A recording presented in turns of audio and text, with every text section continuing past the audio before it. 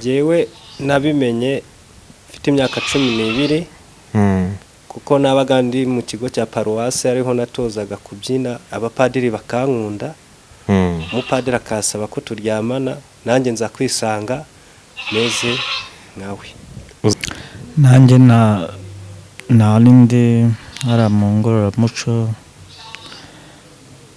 hanyuma bakaza babinkorera nanjye shiduka ninjiye yuko nzanjyamana n'abahuje ibitsina ni bagenzi banjye babinshyizemo ko nyitangira gukora imibonano mpuzabitsina n'umuntu duhuje igitsina twakoreshaga ano mavuta yego shaka umugore kubera we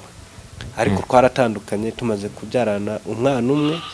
aragenda akimara kumenya ko mbega batwitaga batinganye akimara kumenya ko ndi umutinganye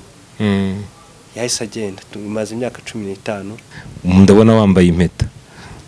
bivuze ko ufite urugo je mfite urugo ufite urugo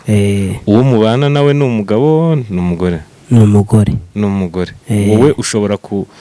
kubana kuryamana n'umugabo ukaba wanaryamana n'umugore yego none se